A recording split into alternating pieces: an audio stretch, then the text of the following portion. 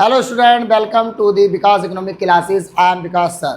तो बच्चों, मैं आपको इस चैनल पे पढ़ाने वाला हूँ इकोनॉमिक्स क्लास 12 की फुल डिटेल।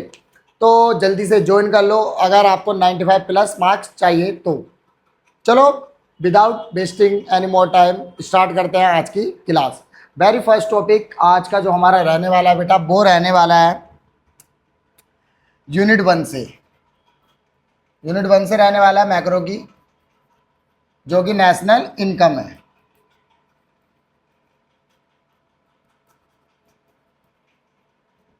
और इसके अंदर से जो हमारा टॉपिक है वो है बेटा सर्कुलर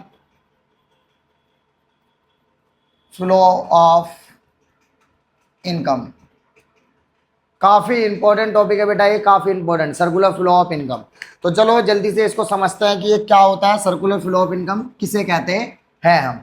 लेकिन उससे पहले मैं आपको बताना चाहूँगा बेटा कि हमारी इकोनॉमी के अंदर, हमारी इकोनॉमी में 4 सेक्टर होते हैं। कितने सेक्टर होते हैं? 4। सबसे पहले हमें पता होना चाहिए सेक्टर्स क्या हैं। तो हमारे टोटल बेटा 4 सेक्टर्स होते हैं हमारी इकोनॉमी के अंदर। फर्स्ट सेक्टर, सबसे पहला जो सेक्टर हमारा आता है बेटा वो आता है हाउस होल्ड। दूसरा सेक्टर जो आता है बेटा वो हमारा आता है फार्म, जिसे हम प्रोड्यूसिंग सेक्टर भी कहते हैं। ठीक है, प्रोड्यूसिंग सेक्टर। उसके बाद हमारा आता है बेटा गवर्नमेंट।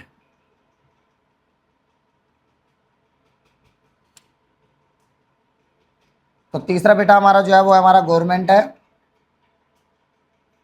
चौथा जो सेक्टर है हमारा वो है फॉरेनर सेक्टर। बट मैं आपको बता देता हूँ सबसे पहले कि हमारे सिलेबस में जो बेटा सेक्टर इन्वॉल्व है वो सिर्फ ये वाले सेक्टर इन्वॉल्व है, एक हाउस होल्ड और एक फार्म। तो हमें सिर्फ इन्हीं दो सेक्टर पे बात करनी है। ठीक है, हम इनसे बाहर जाके नहीं पढ़ सकते क्योंकि हमारा सीबीएसई के अंदर सिर्फ यही दो हैं जो कवर करे जा रहे हैं। ओके, तो सीबीएसई इन्हीं को कवर करेगी। Done, clear. तो जल्दी से स्क्रीनशॉट लो इन चारों सेक्टर का। ठीक है, अब हम बात करते हैं बेटा आगे कि हमारा सर्कुलर फ्लो ऑफ इनकम के अंदर ये फ्लो वर्ड आपको दिख रहा होगा। तो ये फ्लो क्या होता है, सबसे पहले हम इस वर्ड को जानेंगे, उसके बाद हम बात करेंगे कि सर्कुलर फ्लो ऑफ इनकम क्या होती है। ठीक है, क्योंकि छोटे छोटे टर्म्स हम समझ लेंगे तो उससे हमें क्या होगा ना, दिक्कत नहीं होगी आगे समझने में सर्कुलर फ्लो ऑफ इनकम को। तो चलो देखते हैं कि फ्लो क्या होता है। फ्लो बेटा हमारे दो तरीके के फ्लो होते हैं। एक फ्लो होता है हमारा रियल फ्लो और एक होता है हमारा मनी फ्लो। ओके, चलो अब बात करते हैं जरा हम पहले अपने रियल फ्लो के ऊपर। रियल फ्लो अगर देखो मैं डायग्रामेटिक तरीके से आपको समझाऊं तो यहाँ पे मान लो हमारा एक हाउस होल्ड है और यहाँ पे हमारा फार्म है। ठीक, हाउस होल्ड और फार्म। अगर बेटा यहाँ पे देखो इधर से हमारे रुक जाओ, मैं थोड़ा इसको बड़ा करके बनाता हूँ ताकि अच्छे से दिखे आपको। हम अभी बात कर रहे हैं रियल फ्लो के बारे में। ठीक है बेटा, तो रियल फ्लो के बारे में जरा ध्यान से समझो। हम यहाँ पे दो सेक्टर है हमारे, एक हाउस होल्ड, दूसरा हमारा है फार्म। ओके, तो देखो यहाँ पे क्या होता है रियल फ्लो के अंदर बेटा, हमारा सबसे पहले जो हाउस होल्ड है वो हमारे फर्म को देगा कुछ, और वो देगा हमारे, ठीक है, जो फैक्टर होता है ना प्रोड्यूसिंग फैक्टर, ठीक है, तो प्रोडक्शन फैक्टर हमारे देगा वो प्रोडक्शन फैक्टर। तो प्रोडक्शन फैक्टर हमारे हाउस होल्ड किसको देते हैं? फर्म को देते हैं। ओके, अब प्रोडक्शन फैक्टर हमारे कौन कौन से होते हैं बेटा, वो जरा आप नोट डाउन कर लेना ध्यान से। हमारे प्रोडक्शन फैक्टर सबसे पहले हमारा होता है लेबर, लैंड, कैपिटल और एक लास्ट होता है आपका एंटरप्राइज।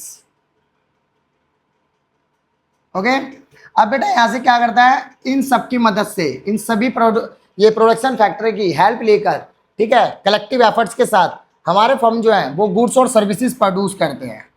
ठीक है, गुड्स एंड सर्विसेज प्रोड्यूस करते हैं और वो गुड्स एंड सर्विसेज किसको देते हैं? हाउस होल्ड को। तो यहाँ पे बेटा जो सिर्फ एक्सचेंज हो रहा है वो गुड्स एंड सर्विसेज का एक्सचेंज हो रहा है सिर्फ इनके बीच में, हाउस होल्ड और फर्म के बीच में। ठीक, यहाँ पे मतलब किसी भी अनदर चीज का या आप कह सकते हो मनी का इन्वॉल्वमेंट बिल्कुल भी नहीं है। यहाँ पे सिर्फ क्या हो रहा है, आपके गुड्स एंड सर्विसेज को एक्सचेंज किया जा रहा है। ओके, तो अगर मैं इसकी डिफाइन बनाऊं बेटा, तो डिफाइन देखो हम लिखते हैं, सिंपल सी डिफाइन है एकदम। सबसे पहले क्या हो रहा है, फ्लो हो रहा है ना, एक फ्लो, तो ये फ्लो हो रहा है, flow,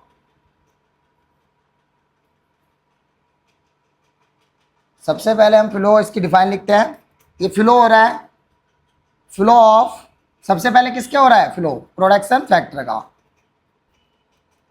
flow of production factors, कहां से हो रहा है बेटा, फ्रॉम हाउस होल्ड,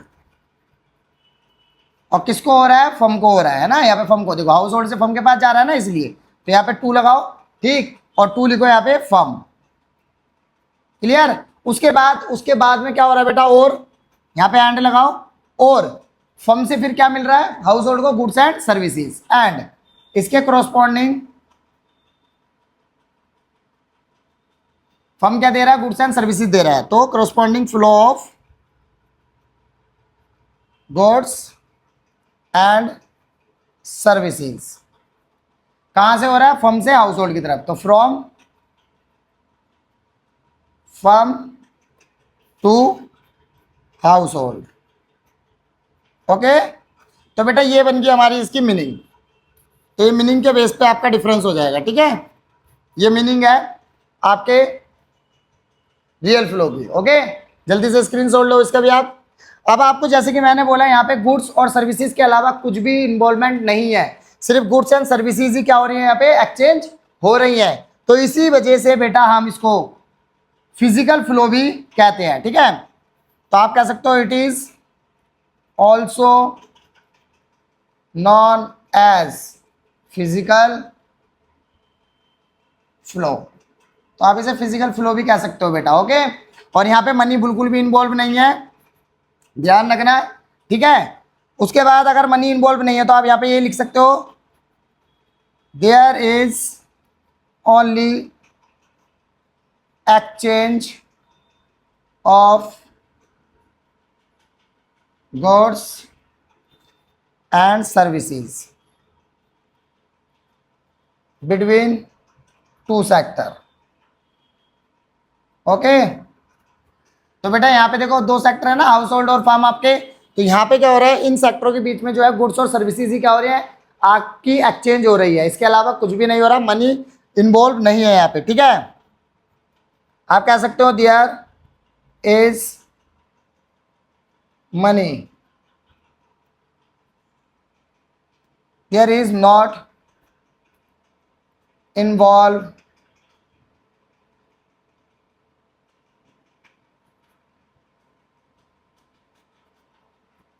involvement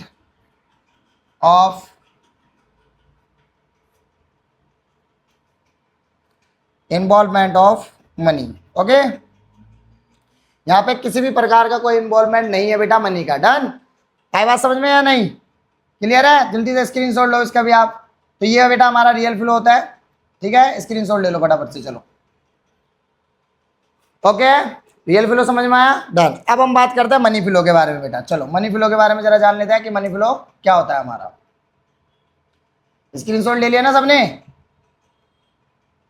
चलो मनी फ्लो के बारे में बात करते हैं। देखो मनी फ्लो हमारा, अगर मैं आपको बताता हूँ बेटा, जैसे कि यहाँ पे भी दो ही सेक्टर होंगे, एक हाउस होल्ड होगा आपका, एक हाउस होल्ड होगा, दूसरा आपका बेटा यहाँ पे भी फार्म होगा, ओके। क्योंकि मैंने अभी आपको बताया ना, हम सिर्फ दो ही सेक्टर के बारे में स्टडी करेंगे, एक हाउस होल्ड और एक फार्म के। अब यहाँ से क्या होगा बेटा, फर्म को मिल रहा है और फर्म भी दे रहा है इसको कुछ। अब जरा समझते हैं, यहाँ पे देखो, यहाँ पे जब हम बात कर रहे हैं तो हमारा हाउस होल्ड जो है, ध्यान से समझना, हाउस होल्ड यहाँ पे कंजप्शन कर रहा है, ठीक है, तो कंजप्शन एक्सपेंडिचर कर रहा है वो, मतलब जितना भी उसने कमाया वो सारा का सारा क्या कर देगा, खर्च कर देगा, किसके ऊपर, जो रियल फ्लो में मिल रहा था ना उसको। यहाँ पे देखो ये गुड्स और सर्विसेज, ठीक है, जो फर्म दे रहा था हाउस होल्ड को इन्हीं सर्विसेज को और इन्हीं गुड्स को खरीदने के लिए, ठीक है, परचेस करने के लिए, वो सारा का सारा जो पैसा है अपना कंजप्शन एक्सपेंडिचर के तौर पर क्या कर देगा, खर्च कर देगा, ओके।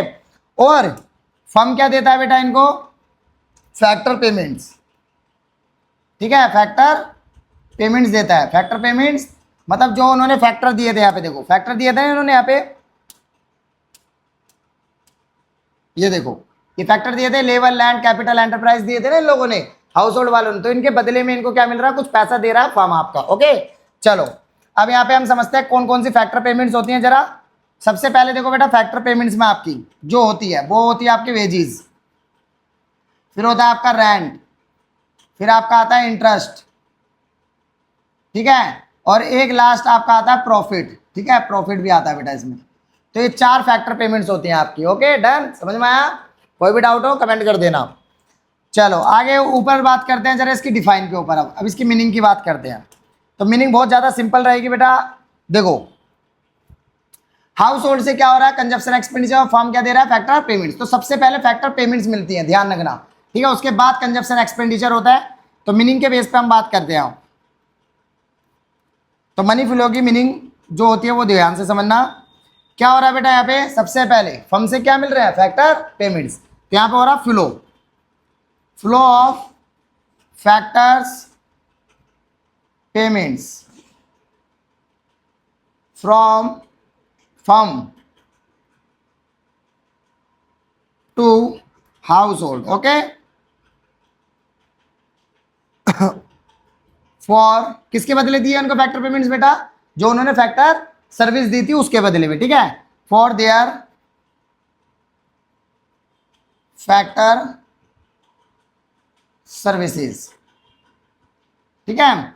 और एंड कॉरस्पॉन्डेंस, अगर मैं कॉरस्पॉन्डिंग में देखूं इसके बदले में, तो हाउस होल्ड क्या कर रहा है, सारा का सारा देखो कंजप्शन कर रहा है हाउस होल्ड। हाउस होल्ड क्या कर रहा है, कंजप्शन कर रहा है सब कुछ जो भी उसने पैसा कमाया, ठीक है बेटा। तो यहां पे देखो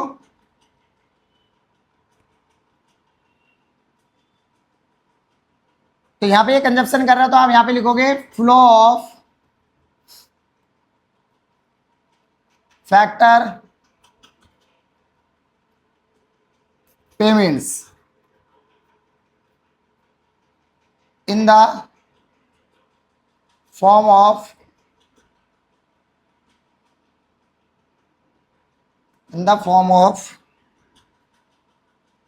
consumption expenditure on goods and services, okay, which produced by firm। तो बेटा यहाँ पे क्या हो रहा है, सबसे पहले फ्लो ऑफ फैक्टर पेमेंट्स हो रहा है from firm to household, ठीक।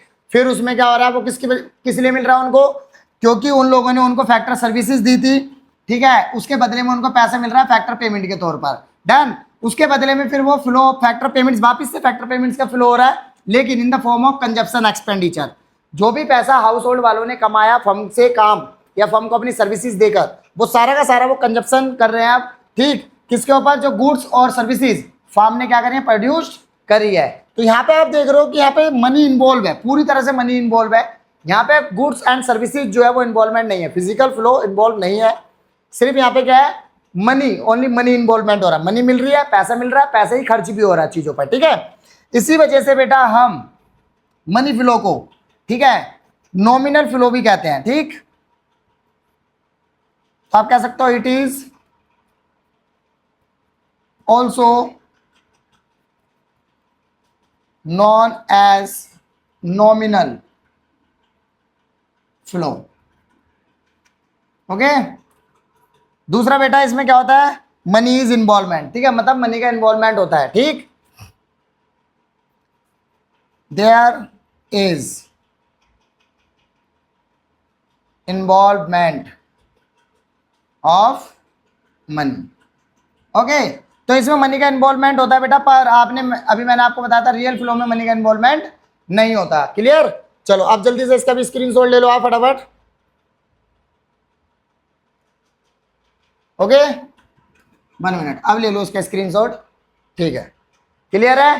तो अब आपको पता लगा फ्लो हमारे दो तरीके के होते हैं, एक रियल फ्लो होता है बेटा और एक मनी फ्लो होता है। ओके, और इजीली अब आप इसमें क्या कर सकते हो, डिफरेंसेस भी कर सकते हो। डन, इजीली डिफरेंस कर सकते हो आप। ये देखिए मैंने आपको डिफरेंसेस करा दिए दोनों, ठीक है, चाहे आप दोनों का एक साथ स्क्रीनशॉट ले लीजिए अब। ओके डन, चलो अब आगे बात करते हैं बेटा हम ठीक है। एक छोटा सा कॉन्सेप्ट और है हमारा कि हमारे जब सर्कुलर फ्लो ऑफ इनकम होती है वो ना कुछ फेजेस में होती है, कुछ फेज होते हैं उसके, ठीक है। तो अब हम जरा फेजेस पढ़ लेते हैं, उसके कितने फेज होते हैं। देखो बेटा, हमारी जो सर्कुलर फ्लो ऑफ इनकम वो 3 फेजेस में होती है, 3 फेजेस में, ठीक। अगर मैं बात करूं सबसे पहले फेज की, तो उसका फर्स्ट फेज होता है जनरेशन, जनरेशन फेज, ओके। दूसरा फेज बेटा होता है डिस्ट्रीब्यूशन फेज, डिस्ट्रीब्यूशन फेज, ठीक। तीसरा फेज जो होता है बेटा वो होता है आपका कंजप्शन फेज, ठीक है। 3 फेज होते हैं, पहला जनरेशन, डिस्ट्रीब्यूशन और कंजप्शन फेज, ओके। देखो जनरेशन फेज में क्या होता है बेटा, यहां पे जो इनकम है वो जनरेट होती है, ठीक है, इन द प्रोड्यूसिंग सेक्टर, ठीक। तो यहां पे इनकम क्या होती है बेटा, जनरेट होती है, income generating in producing sector. अब आपको तो पता ही है प्रोड्यूसिंग सेक्टर कौन सा है, ठीक है।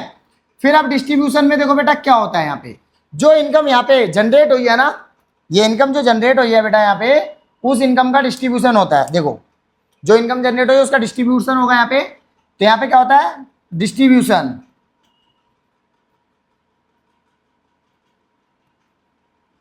Of income among production factors. तो बेटा यहाँ पे जो भी इनकम जनरेट की गई है, ठीक है, एफर्ट्स के साथ, जो मतलब प्रोडक्शन, जो आप कह सकते हो प्रोडक्शन फैक्टर थे, उनके एफर्ट्स की मदद से जो भी हमने इनकम जनरेट करी, वो सारी की सारी इनकम हम प्रोडक्शन फैक्टर्स में ही क्या कर देंगे, डिस्ट्रीब्यूट कर देंगे इन द फॉर्म ऑफ, आप कह सकते हो in the form of factor payments, okay, factor payments की फॉर्म में। डन, क्लियर है बेटा। तो ये डिस्ट्रीब्यूशन फेज है, तो ये फर्स्ट फेज हुआ आपका, ये सेकंड फेज हुआ आपका, ठीक, और ये वाला आपका है थर्ड फेज, ओके। अब थर्ड फेज में क्या होगा, देखो बच्चों ध्यान से समझना, थर्ड फेज में क्या होगा। थर्ड फेज में आप करोगे कंजप्शन, जो भी आपने कमाया बेटा वो सारा का सारा अब आपको क्या करना है, खर्च कर देना है, ठीक है। जितने भी आपको फैक्टर पेमेंट्स मिली वो सारी की सारी एक्सपेंड कर दोगे आप, सारी खर्च कर दोगे, ओके। तो यहां पे क्या करोगे, income spent on goods and services produced by firm. तो बेटा जो भी फर्म ने आपकी गुड्स एंड सर्विसेज प्रोड्यूस करी है, उस पे सारी की सारी इनकम क्या कर दी जाएगी, खर्च कर दी जाएगी। तो अब एक चीज आप नोटिस करना बच्चों जरा ध्यान से, कि यहाँ पे ना एक चीज हो रही है। अब हो क्या रहा है पता है, सबसे पहले जनरेशन हुआ, फिर जनरेशन के बाद डिस्ट्रीब्यूशन हुआ, डिस्ट्रीब्यूशन के बाद कंजप्शन हुई, और कंजप्शन जब हुई तो वो पैसा वापस से कहाँ चला गया, फर्म के पास ही चला गया। तो आप ध्यान से देखो एक चीज यहाँ पे जरा, इन फेसेस में जनरेशन हुई थी फर्म के अंदर, फर्म ने ही तो जनरेट करा था, फर्म में जनरेट हुआ था, है ना यहाँ पे। उसके बाद जनरेशन हुआ, फिर डिस्ट्रीब्यूशन करा, फर्म ने ही डिस्ट्रीब्यूशन करा, उसके बाद कंजप्शन करी किसने, हाउस होल्ड ने कंजप्शन करी, है ना। और डिस्ट्रीब्यूशन कहाँ पर हुआ था, डिस्ट्रीब्यूशन भी हाउस होल्ड के बीच, हाउस होल्ड में हुआ था, क्योंकि हाउस होल्ड ने तो फैक्टर दिए थे, उनमें ही हुआ था। अब घूम फिर के ये पैसा कहाँ पे चला गया, वापिस फर्म के पास ही चला गया, है ना। आपने देखा 3 फेज के अंदर जहां से पैसा प्रोड्यूस हुआ, जहां से इनकम जनरेट हुई, वो पैसा वापस वहीं चला गया, ठीक। एग्जैक्टली इसे ही कहते हैं circular flow of income, okay. अब इसी के बेस पर हमें बनाना है सर्कुलर फ्लो ऑफ इनकम की मीनिंग, क्लियर। आई होप अब आपको जान गए होंगे आप कि क्या है सर्कुलर फ्लो ऑफ इनकम। मतलब एक तरीके से जो पैसा है वो गोल गोल घूम रहा है, ठीक, जहां से जनरेट हुआ वो वहीं जाएगा वापस से घूम फिर के, ओके। तो इन 3 फेजेस के अकॉर्डिंग। डन, चलो इसका भी स्क्रीनशॉट लो जल्दी से आप, ओके। अब हम बात करते हैं बेटा सर्कुलर फ्लो ऑफ इनकम की मीनिंग के ऊपर, जिसमें या जिसके ऊपर हमारा चैप्टर है, जिसके बारे में हम जानने की कोशिश कर रहे हैं, ओके। चलो अब उसको भी जान ही लेते हैं कि एक्चुअली में वो क्या है, उसका मीनिंग क्या है। तो देखो सर्कुलर फ्लो ऑफ इनकम के बारे में अब जरा आपको मैं बताता हूं क्या है। तो अब हम करेंगे सर्कुलर फ्लो ऑफ इनकम, इसका मीनिंग जानेंगे बेटा अब हम, ठीक है। तो मीनिंग तो फिलहाल आप वैसे जान ही चुके हो, बस अब मैं लिख के दिखा रहा हूं आपको कि क्या है। ओके, सबसे पहले इसमें क्या होता है, फर्स्ट फेज, 3 फेज बताया ना मैंने भी आपको, जस्ट देखो अभी मैंने 3 फेज बताया आपको, जनरेशन फेज, डिस्ट्रीब्यूशन फेज और कंजप्शन फेज, ठीक है। तो इन्हीं के हिसाब से सबसे पहले क्या हुआ था, इनकम जनरेट हुई कहां पर, प्रोड्यूसिंग सेक्टर के अंदर। फिर कब हुआ, डिस्ट्रीब्यूशन हुआ अमंग द फैक्टर सर्विसेज। उसके बाद क्या हुआ, कंजप्शन हो गई, है ना, in the form of consumption expenditure. अब यहाँ पे इन्हीं तीनों फेसिस को कंबाइन करना है बस आपको, और कुछ भी नहीं करना, और आपकी इसकी मीनिंग क्या हो जाएगी, तैयार हो जाएगी। डन, चलो मैं करके दिखाता हूं कैसे। तो income is generating in producing sector with combined efforts of production factors, ठीक है बेटा। जैसे कि मैंने आपको बताया, पर जनरेटिंग होगी इनकम, ठीक है, इनकम जनरेशन होएगा इन द प्रोडक्शन सेक्टर के अंदर with the combining efforts of production factor. जो प्रोडक्शन फैक्टर है उनके सभी को मिलाकर, ठीक है, उन्हीं के एफर्ट से किया जाता है ये प्रोड्यूस इनकम को। ओके, देन जनरेटेड लिखना है यहाँ पे, ठीक है, generated income is distribute among production factor, ठीक है, in the form of factor payments, ठीक है बेटा। अब क्या हुआ यहाँ पे देखो, सबसे पहले जनरेट हुआ, डन, ध्यान से समझना, देखो मैंने वही चीज लिखी है जो मैंने आपको पीछे बताई है अभी। सबसे पहले जनरेटिंग हुई इनकम प्रोड्यूसिंग सेक्टर में कंबाइन एफर्ट्स के साथ, ठीक है। उसके बाद पैसा जो था, जनरेटेड इनकम जो थी, उसको डिस्ट्रीब्यूट करा गया अमंग प्रोडक्शन फैक्टर्स के बीच में। मैंने बताया था आपको प्रोडक्शन फैक्टर लैंड, कैपिटल, ठीक है, लेबर और एंटरप्राइज, उनके बीच में। अब जो भी उनको पैसा मिला फैक्टर पेमेंट के तौर पर, अब वो क्या करेंगे, उसको खर्च कर देंगे बेटा, ठीक है, एक्सपेंड करेंगे।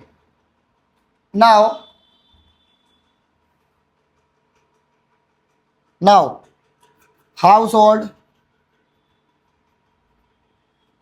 Is spend their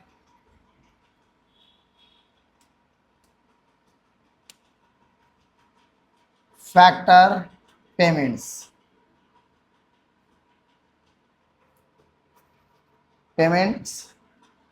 on factor payments for consumption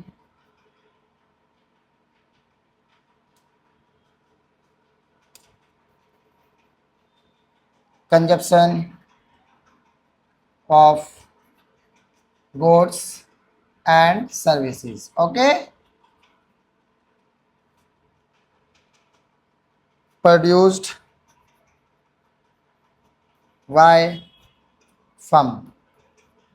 तो बेटा क्या हुआ, सबसे पहले जनरेट हुई, फिर उसके बाद डिस्ट्रीब्यूट हुई, तीसरे पार्ट में क्या हुआ, जो भी फैक्टर पेमेंट्स हाउस होल्ड के पास आई थी, उन्होंने क्या करा, उस पूरी की पूरी फैक्टर पेमेंट्स को कंजप्शन कर लिया। ओके, कंजप्शन कर लिया किस चीज को लेकर, गुड्स एंड सर्विसेज को लेकर, जो किसने प्रोड्यूस करे थे, फर्म ने।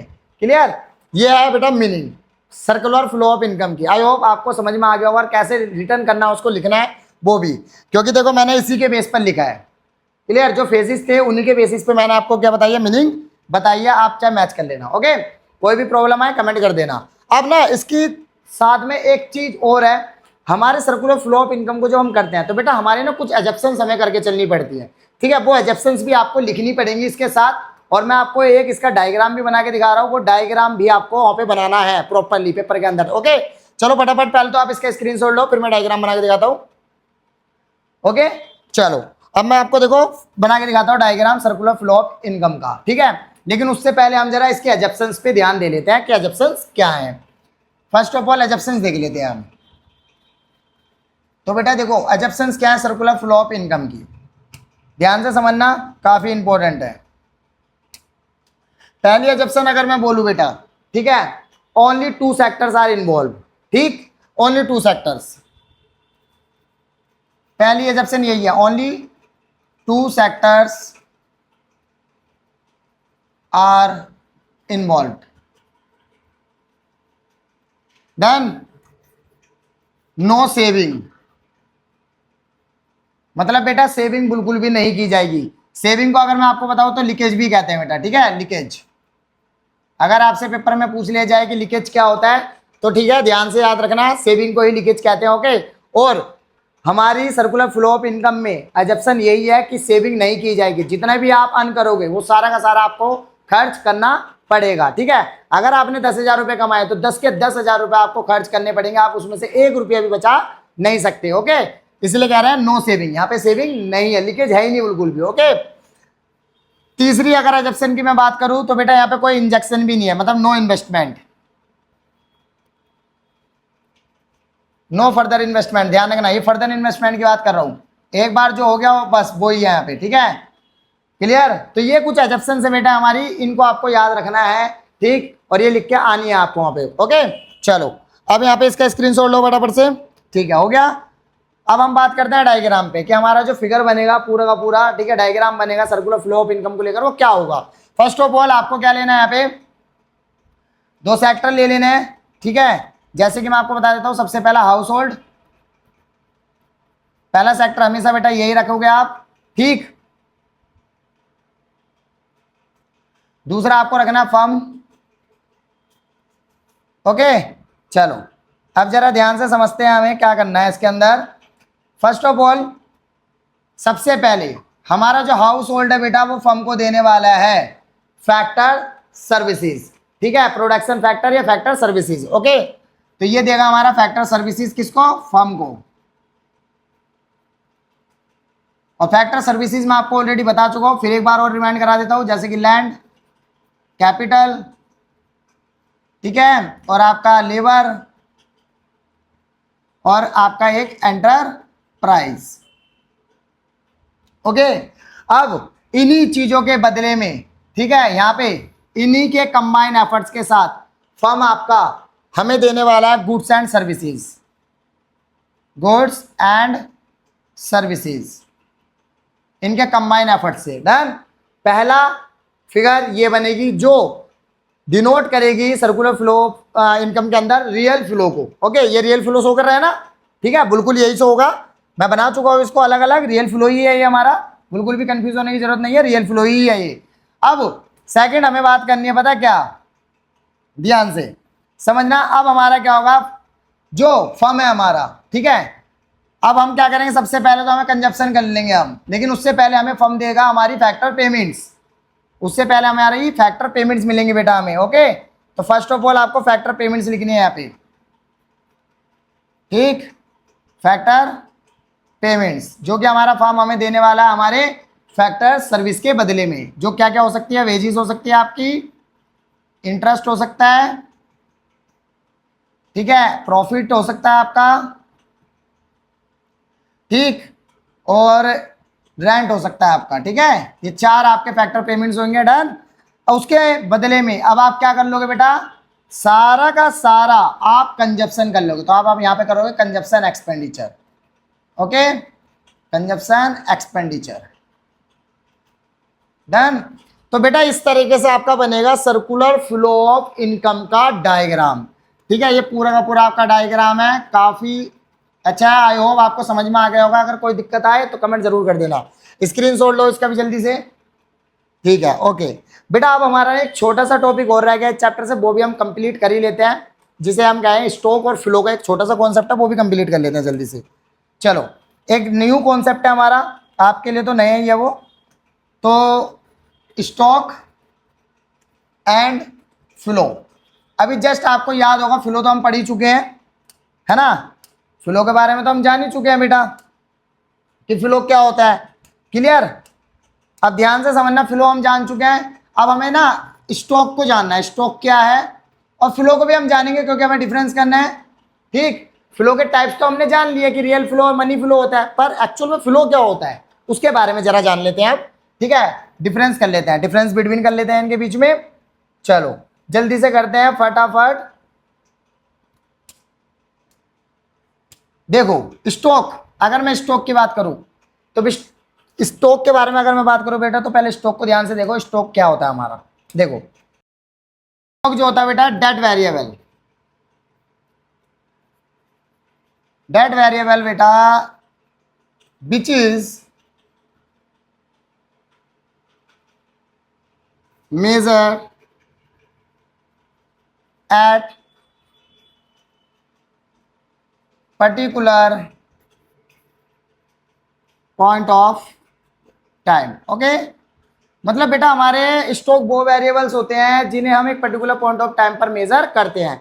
जैसे कि देखो मैं एग्जांपल देता हूं, नॉर्मल अगर एक सिंपल एग्जांपल दो आपके घर का, ठीक है, तो आपने जैसे कि क्या करा, आपने अपना वाटर टैंक फिल कर लिया वाटर से, तो आपने एक पर्टिकुलर पॉइंट ऑफ टाइम में उसको फुल जो कहता है पूरा भर लिया, ठीक है, फिल कर लिया। ठीक, तो वो आपका हो गया, ठीक है, एक पर्टिकुलर पॉइंट ऑफ टाइम पर मेजरमेंट, तो उसे हम कहेंगे स्टॉक। या फिर अगर मैं इकोनॉमी के भाषा में बात करूं तो मनी सप्लाई, क्योंकि मनी सप्लाई जो होती है बेटा, हम उसे एक पर्टिकुलर पॉइंट ऑफ टाइम पर मेजर करते हैं कि पब्लिक के पास कितना पैसा है एक पर्टिकुलर पॉइंट ऑफ टाइम पर, तो वो भी क्या हुआ, हमारा मनी सप्लाई भी एक तरीके से हमारा स्टॉक कॉन्सेप्ट हुआ। ओके, तो समझ में आया बेटा स्टॉक कॉन्सेप्ट क्या है, कि स्टॉक वेरिएबल्स वो वेरिएबल्स होते हैं जिन्हें हम एक पर्टिकुलर पॉइंट ऑफ टाइम पर क्या करते हैं बच्चों, मेजर करते हैं। इसका बेसिस हो गया मीनिंग, ठीक है, ये मीनिंग के बेस पर हो गया बेटा। अब अगर मैं बात करूं बेटा टाइम के बेस पर, तो आपको मैं बता देता हूं, it does not have a time, does not have a time dimensions. बेटा इसका टाइम डायमेंशंस नहीं होते, बिकॉज कहां से होंगे, जब पर्टिकुलर पॉइंट ऑफ टाइम पे आपने इसको मेजर कर लिया, तो इसका मतलब इसका टाइम डायमेंशन नहीं है, क्योंकि हम इसके मैग्नीट्यूड को मेजर नहीं कर सकते। ओके, इस वजह से। उसके बाद अगर बेटा मैं कॉन्सेप्ट के बेस पर बात करूं, तो कॉन्सेप्ट के बेस पर ये एक it is a static concept, ठीक है, स्टैटिक कॉन्सेप्ट है क्योंकि हम इसे पर्टिकुलर पॉइंट ऑफ टाइम पे कर रहे हैं, तो ये स्टैटिक कॉन्सेप्ट होता है। क्लियर, हम इसको बदल नहीं सकते, बार बार ये चेंज नहीं होता, जो एक बार मेजर हो गया सो मेजर हो गया। ओके, अगर मैं इसके एग्जाम्पलों के बेस पर बात करूं बेटा, स्टॉक का एग्जाम्पल क्या होता है, तो एग्जाम्पल मैं आपको बता देता हूं, जैसे कि अभी जस्ट मैंने आपको बोला ही है कि मनी सप्लाई भी हम एक पर्टिकुलर पॉइंट ऑफ टाइम पे ही मेजर करते हैं, तो मनी सप्लाई को एग्जाम्पल में ले लेते हैं। ठीक है, तो मनी सप्लाई इसका एक एग्जाम्पल हो जाता है। ओके, स्टॉक का। डन, चलो जल्दी से आप फटाफट इसका स्क्रीनशॉट लो। ठीक, स्टॉक का क्लियर। चलो अब हम बात करते हैं फ्लो, फ्लो के बारे में। तो फ्लो हमारा क्या होता है बेटा, जरा उसको जान लेते हैं। डेट वेरिएबल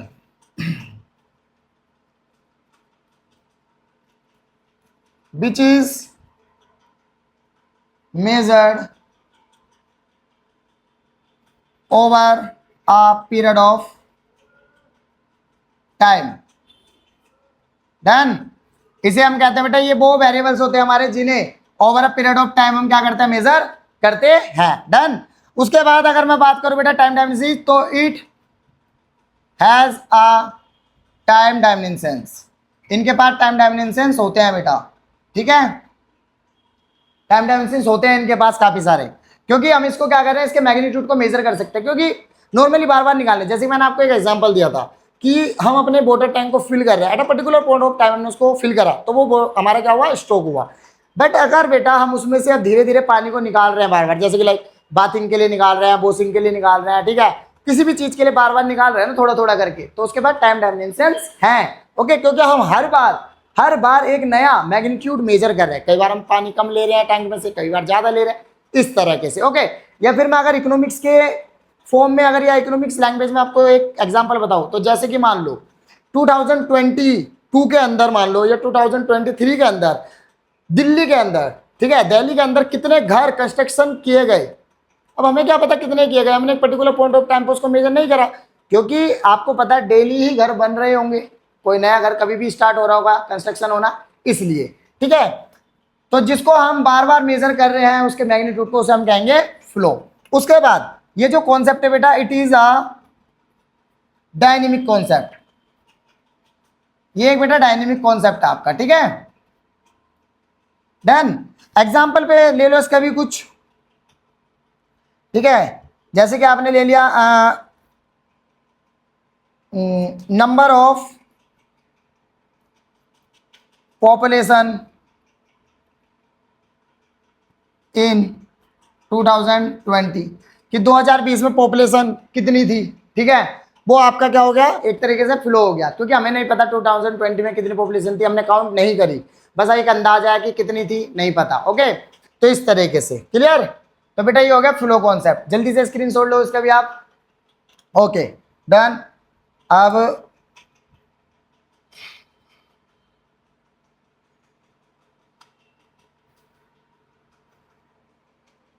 ठीक है, दोनों का एक साथ आप स्क्रीनशॉट ले लो फटाफट से। ठीक है, ये डिफरेंस बिटवीन हो गया आप। तो नाउ अब आपका ये चैप्टर फिनिश हुआ बेटा। अगर कुछ भी रह गया हो, बाय चांस बच गया हो, मेरे से नहीं हुआ हो, ठीक है, तो आप मुझे कमेंट करके बताना, ताकि मैं उस टॉपिक को भी कवर कर सकूं। और कोई भी डाउट अगर आपको होता है तो कमेंट करके जरूर बताना, ताकि मैं उस डाउट को भी क्लियर कर सकूं। और थैंक यू फॉर वॉचिंग, और मेक श्योर आपने सब्सक्राइब तो कर ही लिया होगा चैनल को। ठीक है, अगर नहीं करा तो प्लीज़ यार कर लो। ठीक, नेक्स्ट क्लास में मिलते हैं आपको नए टॉपिक के साथ, नए चैप्टर के साथ। तब तक के लिए आपको बाय।